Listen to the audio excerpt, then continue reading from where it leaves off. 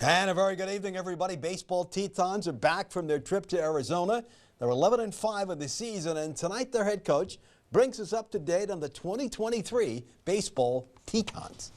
Yeah, we got to play 12 games in Arizona, so we're 16 games in now total.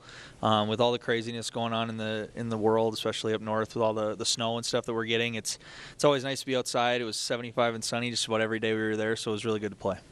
You liked what your pitchers did? Yeah, they, we've never had a team like this before. The last 3 years we've had a really offensive group. Not a lot of pitching and defense. It took us a really long time last couple of years to get settled in on the mound. It's kind of been the opposite. We thought this team would really hit.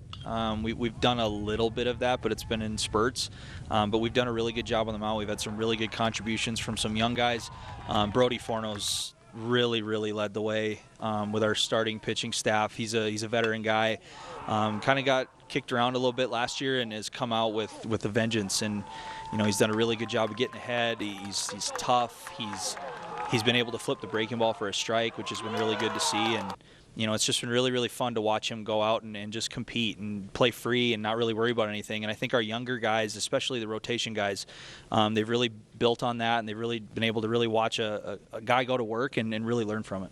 Yeah, you always had some sluggers. Now, new ones, kids have got to get used to playing college level, that type of thing, but you only do that by playing. We actually thought this lineup might be a little bit deeper than last year's, but just with no experience. Like the talent and the skill levels there, it's just a matter of us going out and doing it, which we haven't really proved yet. We've had really one game where the offense really clicked, and it was against a team that we should have been able to handle either way. So I think as we progress into the year, the big focus for us has to be doing a better job with runners in scoring position. It's not that we're having a problem getting on base.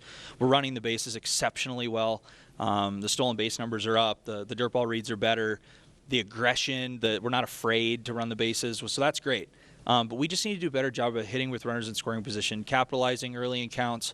We're getting a little timid, and I don't entirely know why. So I hope that as we progress into conference play, that'll be a big point of emphasis for us, and hopefully we'll execute a little better.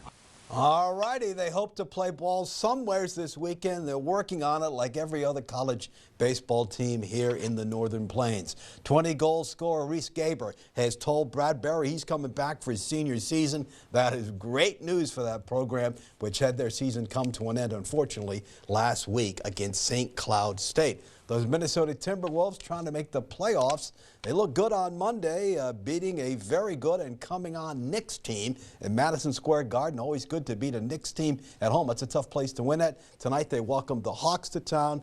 T-Wolves 36-37 on the season, trying to make the playoffs. And there's a very good chance that star Karl Anthony Towns will finally be back in the lineup. He's been out since November with a torn calf. And without him, they've hung in there. But that's obviously a huge loss. Minnesota Wild putting together a very good season with the Stanley Cup playoffs quickly approaching. They're 40-22 and second in the Central. Let's take a timeout on First News at 6.